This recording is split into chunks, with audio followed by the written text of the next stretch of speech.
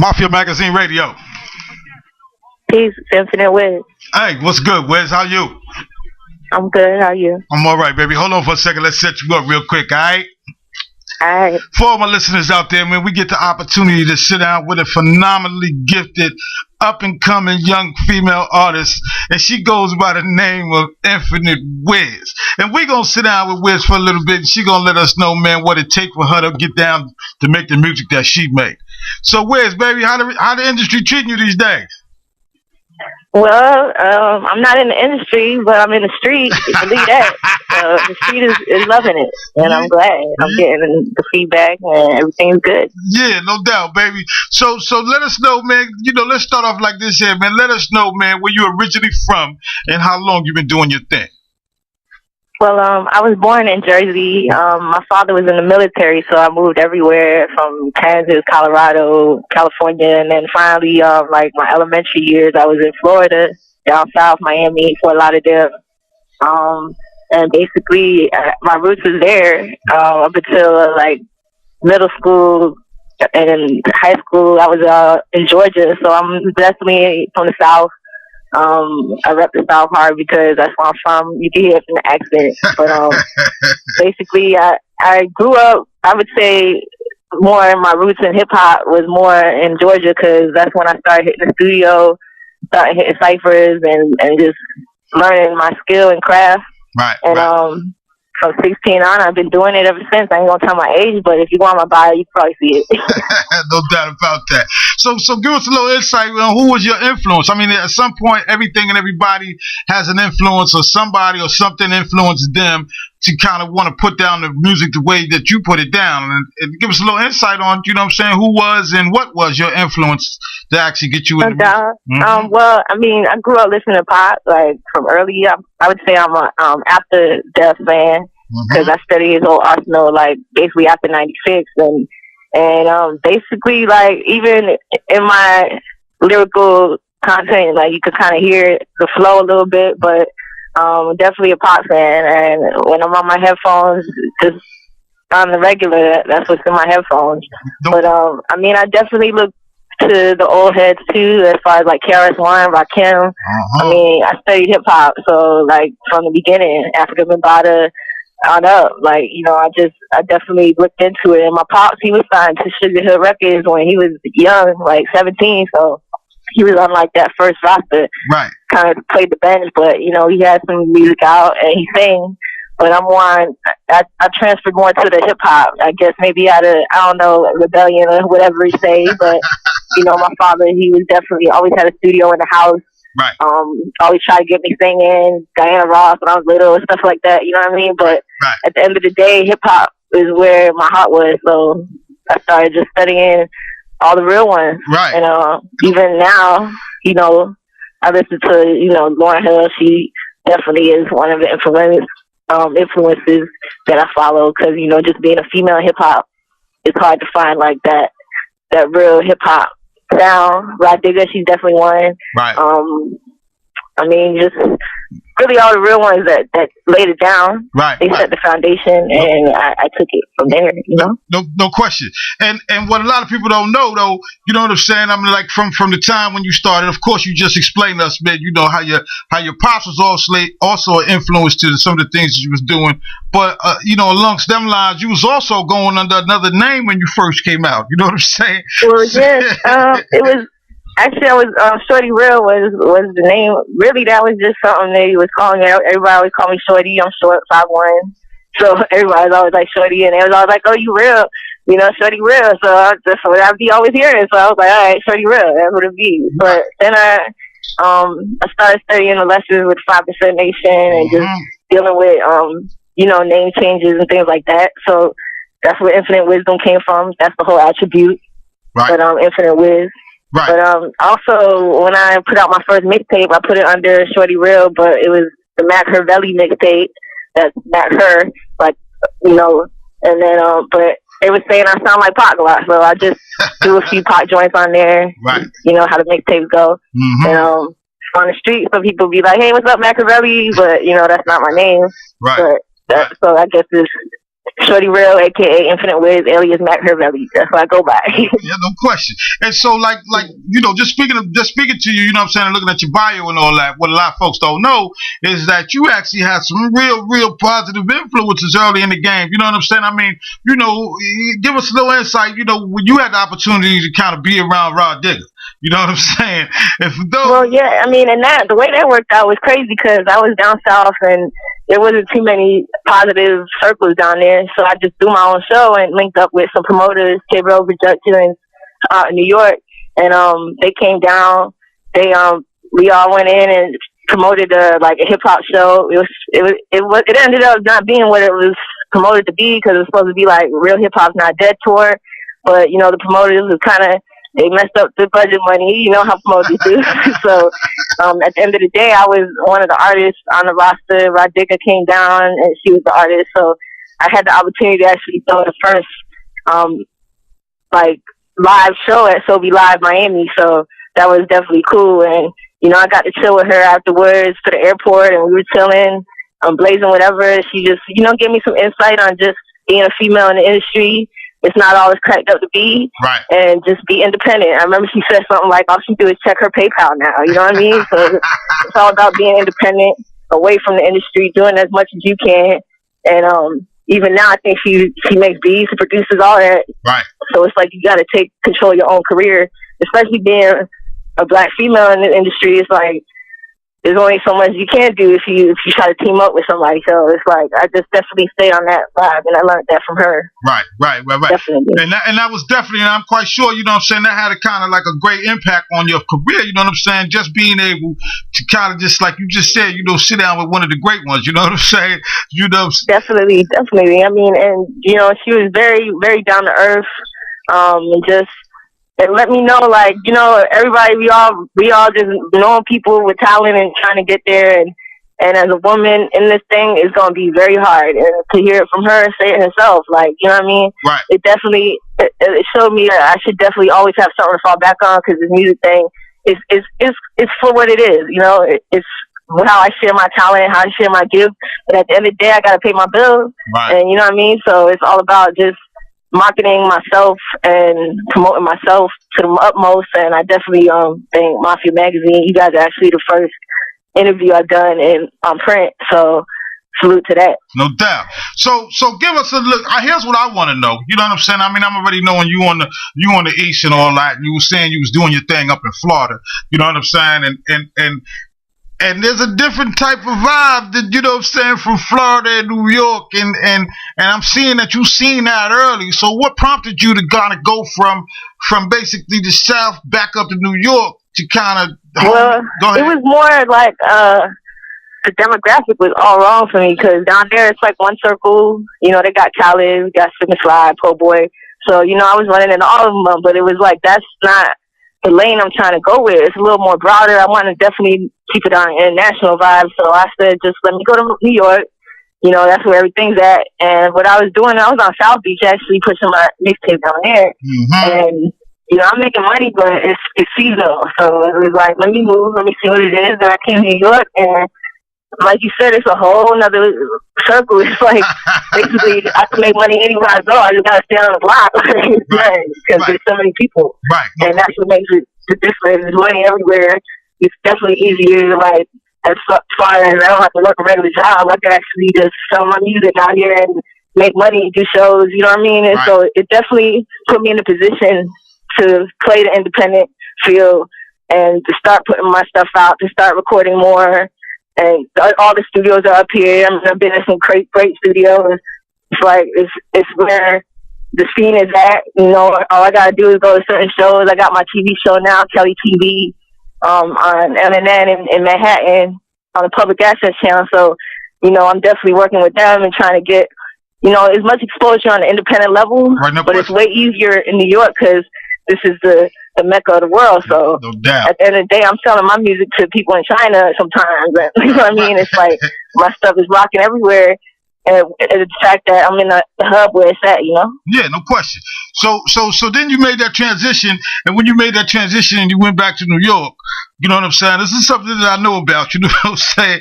And then you come to New York, you know what I'm saying? You start, you know what I'm saying? You fell in and got the building with the guards, you know what I'm saying? And well, I was actually building with them before I came to New York, maybe like I would say 3-4 years. Okay. But you know, the school is here, and that's where the main school is in Harlem. So I linked up Ala B. He's definitely one of my enlighteners. DJ Wise, and they were just, you know, putting on all that on me. They were always supportive. The whole family, 5% Nation. I Show and Prove. I get to perform every year. It was actually today, but I didn't get to make it. It's the first year in 3. I didn't make it, but at the end of the day, it's like the family. I felt that family vibe and enlightenment as far as the path I should be going, and I think a lot of us need to be going as far as just having knowledge of yourself. Right. You know? Right. And having knowledge of yourself. You know what I'm saying? Does that kind of transition into some of the lyrics and some of the way that you see the world? You know what I'm saying? Which actually, almost definitely. It's definitely the foundation of a lot of my beliefs. Right. I wouldn't say I'm a 5%er, but I do definitely feel that knowledge and that foundation as far as the math and the alphabet is definitely a good foundation for any type of, you know, religion per se. I don't call myself religious. I'm a spiritual person. Right. But at the end of the day, it's always good to have a foundation of principles. Right. And it definitely comes out in my music. I mean, most definitely, if you listen to any of the stuff I got online, I mean, you can hear it. I always try to put in a few jewels, you know, every now and then. No doubt. And I also know that you're pretty conscious about also creating a positive image for not just, you know, female artists, but just black women in general. You know what I'm saying? And give me a little insight, man, on how that guides you in some of the things that you do and some of the decisions that you make. I mean, as a black woman just growing up in America, it's an influence all every day of my life. I mean, I grew up, my mother, she's Cuban, came from Cuba. You know, my dad, he's African-American, Indian, native Indian, that is. You know, so it's like, at the end of the day, I had to learn, and not in school, I had to learn about myself and my history and my roots. Right. And, you know, like Selassie, Maka Garvey, people they don't teach in school. Right. But it's like, that's part of my heritage, and that's the only way I'm going to know. Because I'm not, you know, I don't know my African ancestors. I don't know, truthfully, even my great-great-grandfather. Right. His last name, you know what I mean? Like, my last name is not my last name. So it's like, at the end of the day, finding myself in that sense, just being black and having to go through that, you know, not being racist, but white people don't have to do that. They inherit shit from their whole past, and, you know, so they know their roots, and they could probably put their family tree together, all that. But at the end of the day, that in itself is a way I had to find myself, just being that, and just having that as my culture. And I mean, it molds me to who I am. No question. And I think that's everybody. If we know our heritage, you know our roots, we know ourselves. Right. So here's a question I got for you. When you go to a show or when you get ready to perform somewhere, or when you step in a room and there's a whole bunch of male artists in the room, do you feel like sometimes like they don't want to give you your due until you have to actually go in and take it? You know what I'm saying? Like you got to go in. Yeah, I rush the mic every show. I mean, that's just how I got to do. It's just that, and I actually heard that from Jean Grey. She told, I mean, not Jean Grey. I'm sorry. From one of the sisters that was back in the day, like used to rock, and she was like, "Yo, I was at a Zulu Nation party." She was like telling me, "Yo, Link Q, that's what it is." She said, "Yo, you know, they ain't gonna just let you go on. You just gotta go, take the mic." Right. So I was like, I took that from Lynn, and I was like, every show I go to, it's definitely I gotta find who's running the showcase or who's, you know what I'm saying, and just put myself on the list, put myself on the mic. Or they anytime they like, anybody want to get on the mic, I'm the first one on stage. If it's a club, whatever, you know what I'm saying? So at the end of the day, it's all about just rushing the stage. Right. And I was doing that like back in, I went to Job Corps, so I used to have to go and rush ciphers, and I just step in the middle of the cipher, they rapping, and I'm like, oh, I'm gonna say something, and then we just walk away. They'd be like, well, damn, so he just gonna break up the cipher. You know what I'm saying? So it's definitely, as a woman, it's a little different. I get shows, but it's more a lot of female promoter support. You know what I mean? Stuff like that. Yeah, no doubt. So let's get to this project. Let's get to your new project. You know what I'm saying? And what you pushing the most. You know what I'm saying out there right now. You know what I'm saying? Give us a little insight on the project that you're doing. You know what I'm saying? And what came about. You know, who's on it and all that. Just you tell a story. I don't want to tell it. No doubt. Well, right now I'm working on the first debut album called Outside the Box. I'm gonna drop actually an EP first, probably with 4 or 5 joints of the ones that I've been working on and that I know for sure are gonna make the cut. But basically I've just been recording for years now. I've been in New York for 6 years, so I got to run into a few people. Lord Jamar, he's one of the people that, as far as production wise, I'm still working on a few things. So the album is still in formation, and I'm not rushing it because I don't have a deadline. I'm not signing no label. Right. You know what I mean? Infinite Enterprises is my company, which does consist of Shorty Real Music, and basically the EP is gonna have I dropped a single earlier this year called Shorty Real Anthem, and that's actually my first song, my first video. It's online on YouTube, and I basically. That single I've been pushing up since earlier this year, right. And then I'm gonna drop the EP. I'm looking like at September, August, and then the final album, if everything works out as far as production wise, that I feel like I'm happy with, because to me the first album is gonna set the foundation on how people view me as an artist. Right. So I'm definitely putting all my effort and energy to make it as universal. I actually been linking up with the Universal Domination, Hip Step Massive, and TC Islam. Shout out to TC. But they deal with more so electronica, jungle drum and bass. So it's different sounds that's going down like in London, Europe, stuff like that. So I'm trying to keep an open mind, not just hip hop. Right. Because hip hop is the foundation, but there's so many sounds that I want to have, as far as not be put in a box. As far as that's why I called it Outside the Box. Right. Not to be put in that one box of female hip hop artists. I'm an MC and an MC first, and that means I can write any beat. Don't matter what type. It could be a old school R&B, very white. You know what I mean? I could be able to rip that whole song. So it's all about just the sound for everybody to hear. Like I said, the EP. You could definitely be looking for that. I'm gonna be doing a video for each song I drop on that. Right. So it's coming though. It's coming. I'm just taking my time, and I don't want to rush it. And that's what you do. And for all my listeners out there, man, y'all make sure y'all stay locked in after this interview, because of all that she's talking about. We gonna bang that Shorty Real Anthem, just to let you know how. And not just that, how everlasting Infinite Wiz do her thing. You know what I'm saying? So in case they missed that. Yeah, man, y'all gave me that name. I love it. I was like, hey, everlasting, so I got another alias. Yeah, you know what I'm saying? But that's what Infinite is, and I want to make music that's gonna last. Right, no question. So, and then you also got some videos out there too, do you? You know what I'm saying? Like, you got a video that goes on with like I said, I do have a video for Shorty Real Anthem. That's actually my first official video. Right. I got other videos on mine as far as this performances I've done in New York, and basically the videos are going to be coming when the EP drops. So it's definitely, people haven't really been able to see me as much. Like at the end of the day, I got the mixtape out and it's on the street. They've heard me, but only if they bought a CD they see me. You know what I mean? So I've done a couple shows every now and then, but it's all about just now. Y'all gonna see me. If you haven't heard, you don't hear me, and this is what it is. No question. Hey, for all my listeners out there, man, y'all get to hear it first right here, man. I'm talking to Infinite Wiz. She let us know, man, what it take for her to put her music down. You know what I'm saying? Hey, Wiz, I got a question for you, baby. You know what I'm saying? When it's all said and done, and they speak on Infinite Wiz, what is the words that you want people to be saying about Infinite Wiz and how she put hers down throughout her career? Well, I just want them to know that I started a movement, and I let everybody know what it is to be a black woman in this time. Right. No doubt.